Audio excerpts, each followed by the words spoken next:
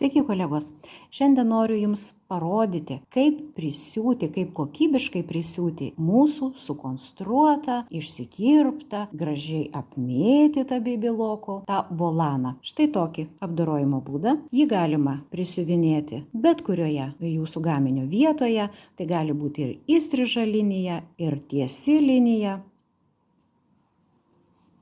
Jisai prisisiuva štai taip, va taip matosi blogoji pusė, o va štai taip geroji pusė. Įsivaizduokit, va jūsų suknutė, o čia va toksai, gražus volanas. Taigi, pradedam. Prieš prisiuvant volaną mes turime pasižymėti, kurioje vietoje jis turi būti jau prisiūtas. Pasižymiu savo liniją, ryškiai, kad matytųsi, tam, kad jums būtų aiškiau. Įsivaizduokim, kad čia yra gaminio viršus, o čia yra gaminio apačia. Kadangi darau tik tai fragmentą. Įsivaizduokim, suknelės viršus, suknelės apačia. Gaminio geroji pusė. Prisiuvinėsiu ant gerosios pusės. Ir volano va čia yra geroji pusė. Ir pridėsiu šitą volaną prie pažymėtos linijos. Va taip priglausiu ir eisim siūti.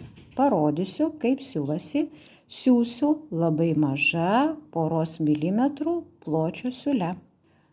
Glaudžiu volaną prie pažymėtos linijos ir siuvu 3 mm pločio siūle. Volano neįtempiu. Be abejo, jūs galite jį prisisegti, prisidaikstyti, todėl kad jisai slidinėja. Ir taip prisiūsiu visą detalę. Dabar jums reikia atversti va taip vat volaną į štai šitą pusę. Rekomenduočiau nelyginti, kad neištampytumėt, nepridarytumėt čia reikalų. Jeigu norit, prisidaikstykit, prisisekit adatėlėm, reikia daryti labai gražiai. Ir dabar jums reikia prasiūti štai šitoj vietoj, uždaryti šitą užlaidą. Jeigu jūs matote, kad va čia visokie brizgaliukai, visiuliukai, apkirpkit. Čia viskas turi būti labai gražu. Siūlės plotis maksimum 5 mm. Siuvam labai tiksliai. Volano neįtempiam.